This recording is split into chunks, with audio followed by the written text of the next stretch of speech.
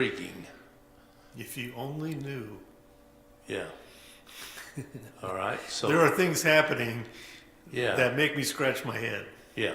A couple little things that I discovered that probably will turn out to be of low meaning in the whole course is one, the descendants of Manasseh returning to Israel.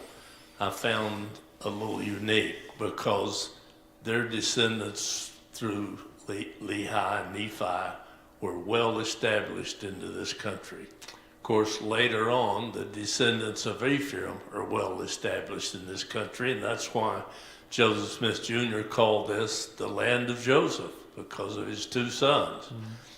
But one other little item that I find intriguing, Israel's beginning to have a little firmer foundation, and there's some prophecy in the first 5 books of the Bible, which is their scriptures, that when Jesus returns, he's going to plant his feet on the Mount of Olives. And when he does that, the Mount of Olives is going to split into 2. And then he will return into Jerusalem through the east gate. That's scriptural. Mm-hmm. Now, we know that in, I think it was 400 AD or thereabouts, I might be wrong on my date, the east gate was sealed with granite. Mm-hmm. And 2 things have happened in the last 10 years that I find intriguing. One, the granite stone that sealed the east gate is beginning to crumble. That gate is going to be opened shortly, naturally. Okay? And the second item is the whatever they call those people that work on seismographs. Oh, yeah. Geologists. Yeah, geologists have found that there's a natural fault in the Mount of Olives. At some point in time future, that mount is going to split. I just found that intriguing. It is interesting, yeah. And he's also going to put 1 foot where? Here. Here. Looking at 1 Peter, going back to Matthew Henry for a moment, there is a rather lengthy description of 1 Peter 2, which I'm not going to try to read all of it today. But at the very end of Matthew Henry's description or discussion on that particular chapter, he says, they are the people of his acquisition. Okay, in other words, God is choosing these people, his choice, his care, and his delight. These 4 dignities of all genuine Christians are not natural to them, for their first state is a state of horrid darkness, but they are effectually called out of darkness into a state of marvelous light, joy, pleasure, and prosperity, with this intent and view, that they should show forth by words and actions the virtues and praises of him who hath called them. Just a little extra insight into this whole idea of being a chosen generation and a peculiar people. I also, just out of my own curiosity, went to Webster to see what Webster might say is a peculiar or definition of peculiar. And I don't know that the Webster definition of peculiar quite matches up with what we've been talking about. It says strange or odd. I thought about wearing plaid pants and a plaid shirt and polka dot tie and maybe clown shoes just to emphasize the idea that I might be strange with it. So anyway, I didn't do that, obviously. It also said a weird. And I certainly can look out about the world right now and see some weird things that at least they're weird to me, at least. And then unusual. Now that, depending on how you want to look at that word unusual as to whether or not being a chosen generation of God, this peculiar people, is unusual, depending upon who you're looking at, what eyes you might be looking through. If you're looking through a lot of the people who are in the world today, we may be indeed an unusual people because of the choices that we particularly make. And then I wrote in my own notes here, as I look at Webster's definition of peculiar, and that being strange or weird or unusual, I said to myself, compared to what? We think we are normal. And everybody else ought to be normal like us. Well, somewhat, you get the drift, because we're looking at it through our eyes. I mean, there's the eyes that I have had from the time that I have been small to understand what I think a Latter-day Saint or the life of a Latter-day Saint or Christian, even if you want to broaden that term out a little bit, ought to be with it. And certainly as I looked at things from what I might have understood when I was in junior high compared to what I understand now as somebody who's 75 years old and has a different ministry, that idea of being different or compared to what may have changed somewhat. Because I know throughout my lifetime, I psychologically struggled to be like my friends. And maybe that was a mistake. My friends in the 1950s were pretty, quote unquote, normal for kids of the 1950s and the 1960s. But some of the things that we hear that our friends did in the 1960s, or there's those really ornery people like Elberts. Sorry, I just had to do that. Yeah, shoulder length hair. Yeah, those odd people there. I kind of wanted to have shoulder length hair or look like a hippie. If you would, that might have been somewhat normal. But so I look at that and we try to say, okay, we are a peculiar people or we are a chosen people. And I ask myself, compared to what? And I haven't forgotten yet. Okay. The other thing that was brought up, and I think Matt brought this up, is righteousness. That peculiar people who are chosen by God ought to at least try to be a righteous people. And if you look that up, Webster says that that is a people who are morally right. And again, I ask myself the question, by what standards?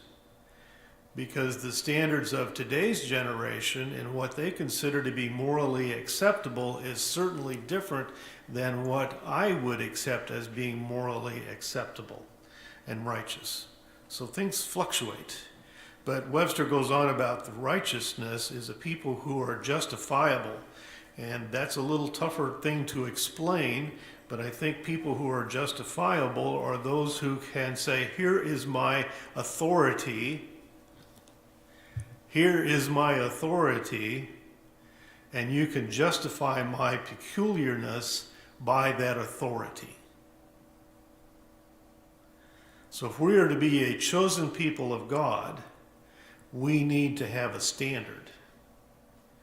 And that standard is, and there should be 2 other books that would be in my hand, but that might be too heavy for my arm at this moment. But certainly the scriptures are that which we would be justified by, and or would be that which we are accountable for. Okay, Eddie? This is from the Webster's 1828 version. And I hadn't looked it up before this morning. I thought that's where you were going. I didn't look You up in didn't go that far 1820. back. No, I So didn't. it's very interesting. It's from the Latin peculiaris, from peculium, one's own property. That's what the Latin word means. The first definition he gave in 1828 was appropriate, belonging to a person and to him only. And the example, almost every writer has a peculiar style. Most men have manners peculiar to themselves. So in that aspect, a peculiar treasure to God or a peculiar people, he's assigning ownership to them. Mm-hmm. They are his. Mm-hmm. They are peculiar in that manner. Belonging to a nation, system, or other thing, and not to others. So that's kind of an interesting, I think, way to look at it when considering the source. I also think, and I was half listening because I was thinking ahead, sorry. In that definition, it sounds like it's God choosing, but we also need to remember, God didn't necessarily demand that we be his peculiar people, but he gives us the choice to live a life to be his peculiar people. Is that in that 1829 definition? Oops, David's got to run back.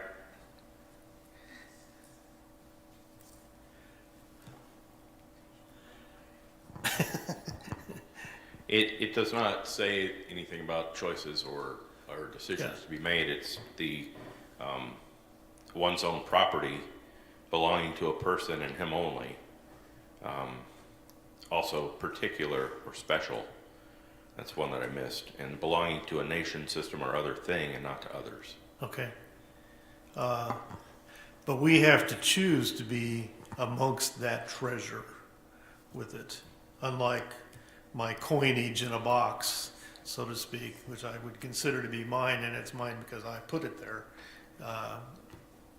God does not demand that we be his people, but that he asks us if we want to be his people. Josh.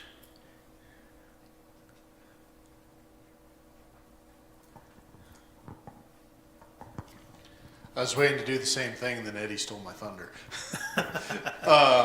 But yeah, it's interesting to know because Eddie read off all four of those definitions. That the idea of strange or odd is nowhere to be found in the definition of peculiar in the 1828 Webster's Dictionary. And we know that language changes and evolves with time, and they do occasionally update dictionaries to account for that fact. But the fact that that is not part of the definition, but that is the primary way that that is used today, I don't necessarily think is an accident. In that we know, for example, with the scriptures and the translation, and as wonderful of a thing as the King James was for the world at that time, we know that there were many changes, errors, omissions, etc., that were influenced by the adversary that snuck their way in, despite, at the time, attempting to make as faithful of an English translation as could be made. And I think that is likely reflected in how the definition of that word has changed in almost 200 years now. Yeah. Certainly, definitions do change. The first question in the study guide, and this will be, I think we'll probably take up next week because it's now 17 after, is, well, I guess she asked the question, how does Webster's dictionary define peculiar? Well, I think we covered that one. Okay, in the study material, in paragraph 1 on page 54, she says, the Lord is waiting for a people willing to look at their faults and realize they are preventing the establishment of Zion. I think we talked about the 4 clouds over Zion a few weeks ago. Similar thought went through my mind when I read that. The Lord needs a peculiar people, that is, a people so righteous that the rest of the world sees them as peculiar.